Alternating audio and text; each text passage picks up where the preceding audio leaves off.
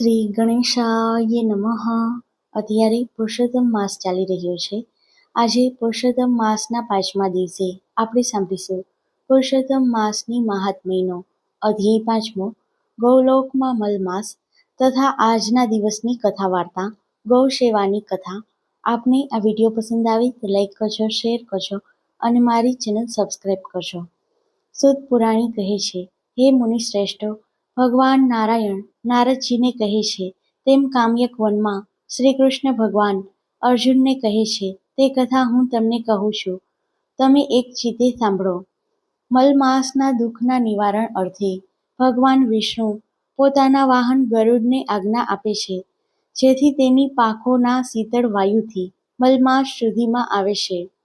દુઃખ અને સંતાપથી ઘેરાયેલા મલમાસને ભૂલાઈ ગયેલ દુઃખ તાજું થાય છે. આમાંથી સ્વસ્થ થતા મલમાસે વિનંતીપૂર્વક શ્રી વિષ્ણુ ભગવાનને કહ્યું, આવા જીવન કરતાં તો હું મૃત્યુને વધુ પસંદ કરું છું. આ સાંભળી વિષ્ણુ ભગવાન મલમાસ પાસે જઈ તેના મસ્તક ઉપર હાથ મૂકીને કહ્યું, આ બધું ભૂલી જઈને તું શાંત થા. મારી સાથે ગોલોક ચાલ, જ્યાં ભગવાન શ્રી કૃષ્ણ બિરાજે છે. તે શ્યામ વર્ણવાળા, મુરલી ધારણ કરનાર, લાલ કમળ જેવા નેત્રવાળા, પૂર્ણ ચંદ્રમા જેવું પ્રકાશમાન મુખ, પીળું પીતાંબર ધારણ કરનાર છે. છાતીમાં શ્રીવત્સનું ચિહ્ન ધરાવનાર, રત્નોના સિંહાસન પર બિરાજનાર, પાર્ષદોથી ચોપાસ ઘેરાયેલા એવા શ્રી કૃષ્ણ એ જ શ્રી પુરુષોત્તમ ભગવાન છે. તે સર્વના આધારરૂપ છે, નિષ્પૃહ તથા નિર્વિકાર છે, પરિપૂર્ણ છે, પ્રકૃતિથી પર છે, સર્વના નિયંતા છે, સર્વના પ્રભુ છે. માટે તું મારી સાથે ગૌલોક ચાલ. આ ગૌલોક યોગીઓને પણ દુર્લભ છે ને અજ્ઞાનરૂપ અંધકારનો નાશ કરી જ્ઞાન માર્ગનો પ્રકાશ પાથરે છે. ત્રણેય લોક કરતાં સુંદર છે. આ ગૌલોક શાશ્વત સનાતન કાયમ રહેનાર છે અને લંબાઈ પહોળાઈ 3 કરોડ યોજનની છે. તેની જમણી બાજુ 50 કરોડ યોજનના અંતરે વૈકુંઠ છે, જ્યારે ડાબી બાજુએ તેટલા અંતરે શિવલોક આવે છે. આ બંને પણ અતિ સુંદર છે. હે મલમાસ, આટલું બધું તારા આગળ વિવરણ કરવાનું કારણ એ છે કે હું તારા ઉપર પ્રસન્ન છું. મારે તારું દુઃખ દૂર કરવું છે. તું ગૌલોકમાં જઈશ એટલે આપોઆપ તારા સઘળા દુઃખો નાશ પામશે. આટલું કહી ભગવાન વિષ્ણુ પોતાના વાહન ગરુડ ઉપર બેસી મલમાસને લઈને ગૌલોક આવી પહોંચ્યા. પુરુષોત્તમ મહાત્મ્યનો ગૌલોકમાં મલમાસ નામનો 5મો અધ્યાય સંપૂર્ણ. હવે આપણે આજના દિવસની કથા વાર્તા સાંભળીશું. ગૌ સેવાની કથા. એક નગરમાં સોનારણ રહે તે વિધવા હતી. સંતાનમાં કંઈ હતું નહીં. તે એક નાનકડા ઘરમાં એકલી રહેતી હતી. પારકાને ઘેર કામ કરીને તે પોતાનું પેટ ભરતી હતી. નવરાશ વખતે તે ભગવાનનું ભજન કરે, ભક્તિ કરે. એક દિવસ નગરમાં કથા બેઠી. સોનારણ રોજ કથા સાંભળવા જાય.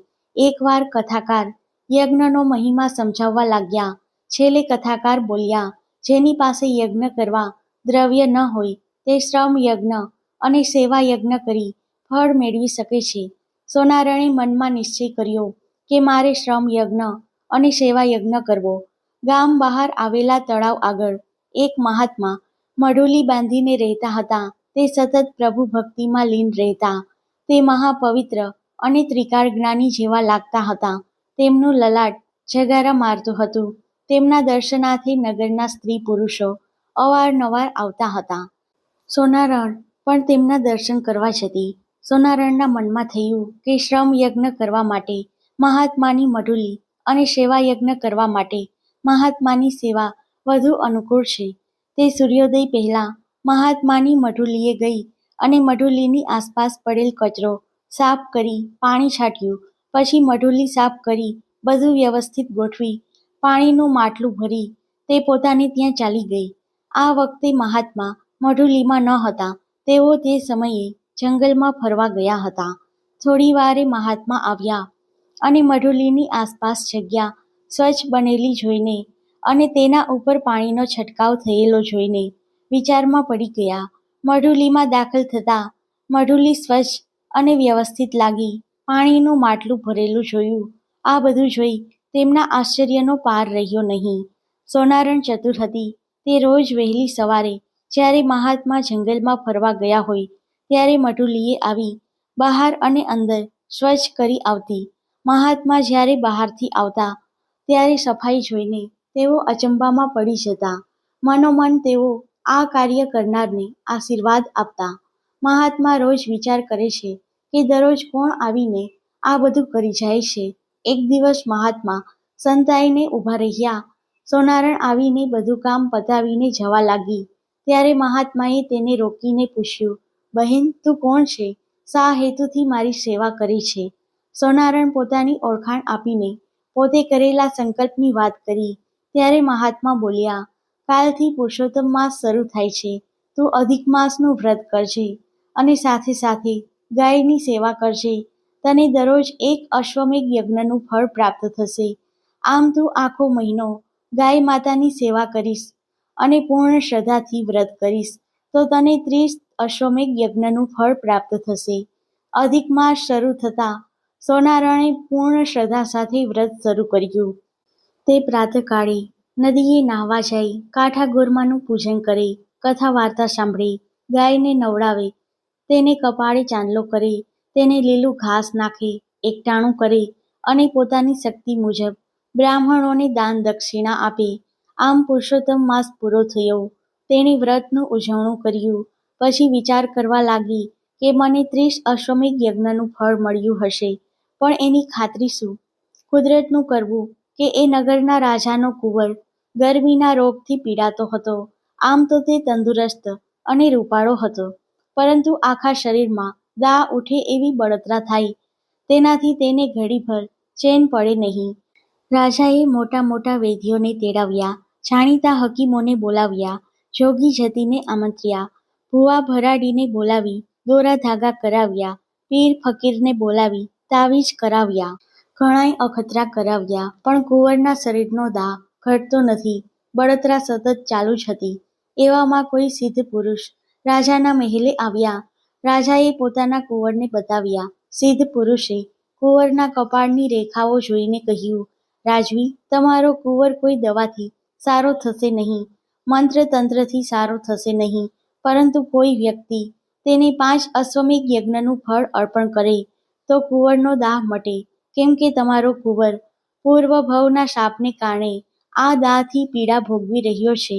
સિદ્ધ પુરુષ તો રસ્તો દેખાડીને ચાલતા થયા. રાજાએ તરત પ્રધાનને બોલાવ્યા અને કહ્યું, આખા નગરમાં ઢંઢેરો પીટાવો કે કોઈ 5 અશ્વમેઘ યજ્ઞનું પુણ્ય કુંવરને અર્પણ કરી શરીરનો દાહ મટાડે. જે કોઈ આ કાર્ય પાર પાડશે તેને રાજા તરફથી સારી બક્ષિસ આપવામાં આવશે. 2 દિવસથી નગરમાં ઢંઢેરો પીટવામાં આવ્યો, છતાં કોઈ રાજા પાસે આવતું નથી. રાજા રાણી નિરાશામાં ડૂબી ગયા હતા. તેમને કોઈ રસ્તો સૂઝતો નથી. ઉઠતી ઉઠતી આ વાત સોનારણને કાને પહોંચી. તેણે સાંભળ્યું, જે કોઈ 5 અશ્વમેઘ યજ્ઞનું ફળ કુંવરને આપે તો એનો દાહ શમે. આ વાત સાંભળીને સોનારણને વિચાર આવ્યો કે પેલા મહાત્માના વાતની ખાતરી કરવાનો આ અવસર છે. સોનારણ રાજાને મહેલે ગઈ અને રાજાને નમન કરીને કહેવા લાગી, મહારાજ, આપ કહેતા હોય તો કુંવરને 5 અશ્વમેઘ યજ્ઞનું ફળ હું આપું. રાજા તો સોનારણની વાત સાંભળી તેની સામે તાકી રહ્યા. સોનારણના દેખાવ ઉપરથી તે સાવ સામાન્ય અને ગરીબ લાગતી હતી. રાજા નવાઈ પામ્યો, કારણ કે અશ્વમેઘ યજ્ઞ કરવો એ કાંઈ જેવા તેવાનું કામ નથી. વિશ્વાસ ન આવ્યો તોય આટલા ઉપાય કર્યા તો એક વધારે, એમ વિચારી રાજાએ હા પાડી. રાજાએ હા પાડી એટલે સોનારણે એક કળશિયો ભરીને પાણી મગાવ્યું. તેમાંથી અંજલિ ભરીને ચારે દિશામાં છાંટ્યું. પછી તે પાણીની અંજલિ ભરી પુરુષોત્તમ ભગવાનનું ધ્યાન ધર્યું. હે પુરુષોત્તમ ભગવાન, તમારા વ્રતના પ્રતાપે સેવાનું ફળ મને 30 અશ્વમેઘ યજ્ઞ જેટલું મળ્યું હોય તો હું મારું 5 અશ્વમેઘ યજ્ઞનું ફળ આ કુંવરને આપું છું. તો કુંવરનો દાહ શમાવો અને તેના શરીરને શીતળતા આપો.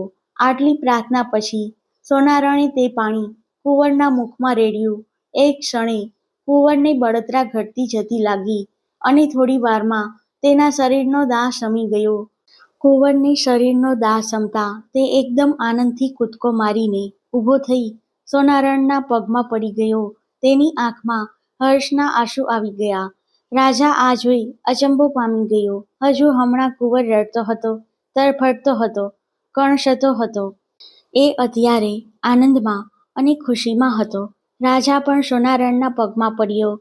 પછી રાણી પણ તેના પગમાં પડી અને બોલી, હે બહેન, તમારી ભક્તિ અને શ્રદ્ધાના બળે મારા કુંવરનો જીવ ઉગાર્યો છે. તમે તમારા વ્રતનું ફળ અર્પણ કર્યું, તે માટે અમે તમારો ઉપકાર જિંદગીભર નહીં ભૂલીએ.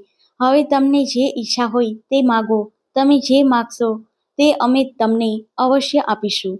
સોનારણ કહે, હે રાજન, હે રાણીબા, પુરુષોત્તમ ભગવાનની મારી ઉપર કૃપા છે. ભગવાને જે કંઈ આપ્યું છે એનાથી મને સંતોષ છે.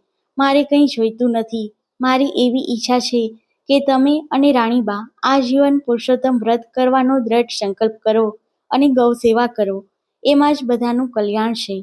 તે ક્ષણે રાજા રાણીએ પુરુષોત્તમ વ્રત કરવાનું અને ગૌ સેવા કરવાનો સંકલ્પ જાહેર કર્યો.